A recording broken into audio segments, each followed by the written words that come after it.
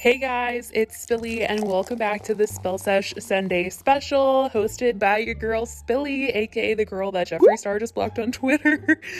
If you guys didn't see my tweet, yeah, Jeffree blocked me on Twitter, and I just have to say that don't say stuff that you don't mean if you can't handle being held accountable for it 10 years later. Did I ever see an actual crime? Absolutely not. So don't say that you saw something when you never did, and period, end of story. Anyways, you guys, let's move on to just this week. There was a lot of tea that happened and a lot of stuff that I want to talk about with you guys. So let's kick things off. We're gonna start off by talking about Charli D'Amelio. I don't know why people are so obsessed with talking badly about Charli as much as she is super hyped up right now in the media, and it could get annoying for some people that don't care for her. I just don't understand why people have to come for the way that she looks.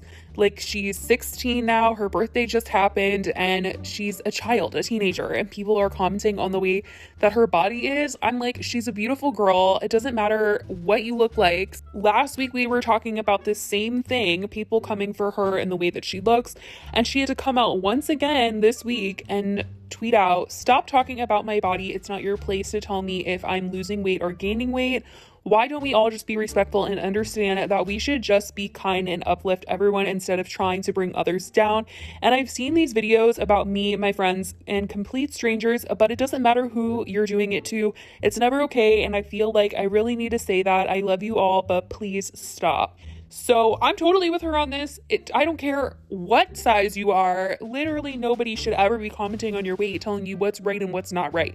How you feel is how you feel, and if you're happy with the way that you look, that's all that should matter. So everyone else can just go away, seriously. I honestly thought we were so past calling girls too skinny or too fat. Like, let's just love each other, okay?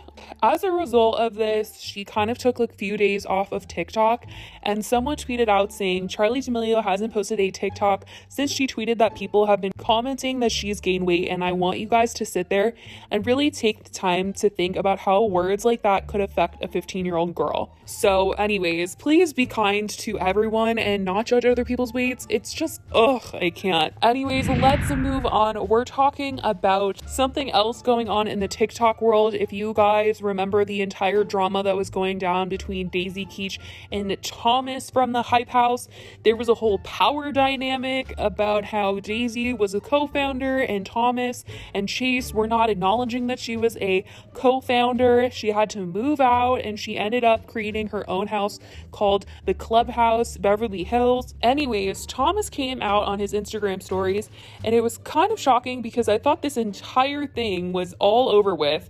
I really thought that the drama had died down, everyone had gone their separate ways, but Thomas went on Instagram stories to say, "Hey guys, I haven't spoken about the drama that happened last month because I've been trying to move on and avoid any further problems. Just wanted to tell you all, know that Daisy is dropping a diss track on me soon. It sucks that we couldn't both move on in a mature way." So I'm really not sure what Thomas's source is for all of this, but all I can say is that I thought this drama was over with, and number two, no diss track could ever top the Every Night Sis diss track that Alyssa Violet put out with Rice Gum. Honestly, that song actually was good and is stuck in my head every time I hear it, and I just don't think that diss tracks are something that we should be doing anymore. It just seems so lame. Honestly, they had their time in like 2017.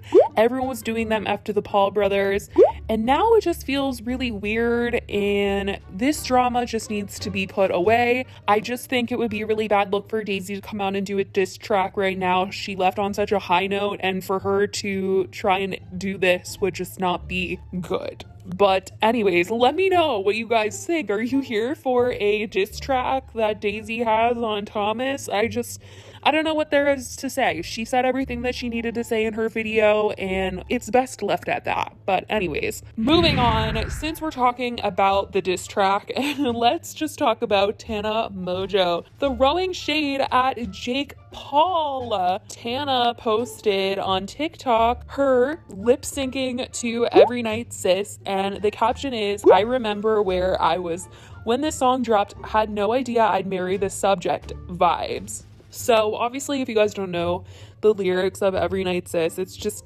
completely throwing shade at Jake, and that's literally what she's doing here. She's throwing shade at Jake. There's no other reason why she would be lip syncing to a song that is dissing Jake and making him seem like he's a shadow of Logan. It seemed like it was perfect timing though, because as soon as Tana posted this TikTok, later on that day, an interview came out with Entertainment Tonight, and Jake Paul admitted that Tana's marriage to him was fake. I mean, obviously this isn't news to us. We already knew that this was fake, but this is truly like the first time that Jake is ever outright admitting that the marriage was completely fake. And in the article, it says, after a whirlwind romance, Paul and Tana Mongeau tied the knot in a lavish Las Vegas wedding after 2 months of dating. However, many people, including Paul's brother Logan, speculated that the wedding was all for publicity.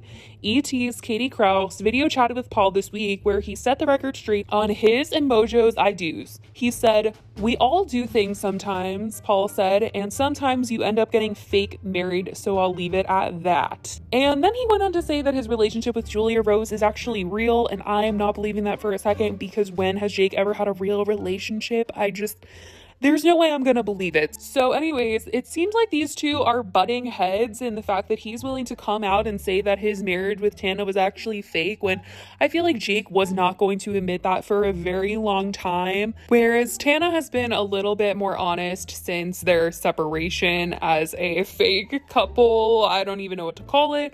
Tana ended up having real feelings for him after they were doing all of this for clout. She really did like him, and he hurt her because he was seeing other people and wanted it to be an open relationship. And I think that, she was more willing to come out and say, hey, everything was fake and I got my heart broken at the end of the day, whereas Jake was still trying to go on with this act for clout. And obviously, him and Tana have this MTV connection together now, because Tana was doing her MTV show, and then by proxy, Jake was on that MTV show for the wedding, and now Jake has this MTV connection with Tana. They're doing this show together, and it's going downhill because the comments on the preview for the videos that they released of the show are not good. Usually when a show is about to come out, the two people that are on the show are not usually shading each other publicly, but that seems to be what's happening here. Ridiculousness posted on their Twitter account a promo for the new show on MTV called Bustedness, where Jake Paul is the host of it and Tana is a co-host of the show.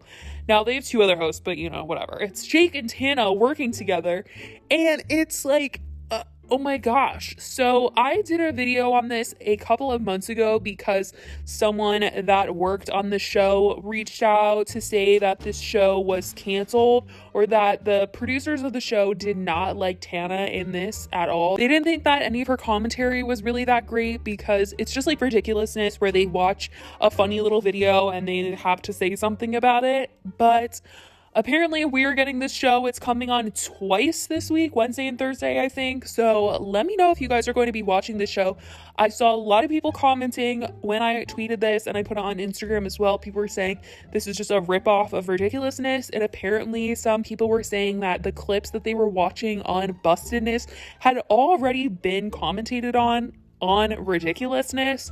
So it's like literally the exact same show. I will leave the link to the preview clip of the show down in the description so you guys can watch the whole thing. But let me know if you guys are going to be watching this. I'm not sure how many episodes we're going to get. Like I said, when I last talked to someone that was working on the show, they said they did not like Tana and they didn't really want to do much of the show anymore. So I thought it was canceled, and Tana and Jake had deleted everything that they posted about this show in the beginning, like right after they announced it. So I really thought it was canceled. So from what I can see right now, researching a little bit more, it says that there will be 2 hilarious special themed episodes of Ridiculousness called Bustedness, and it will be on May 6th and May 7th, which is Wednesday and Thursday. So it seems like it's just going to be a special.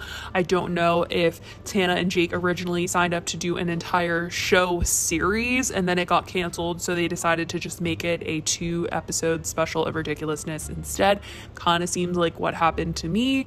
Anyways, let me know if you guys are going to tune in and watch. I love you guys so much. I will talk to you in the next video. Bye, guys.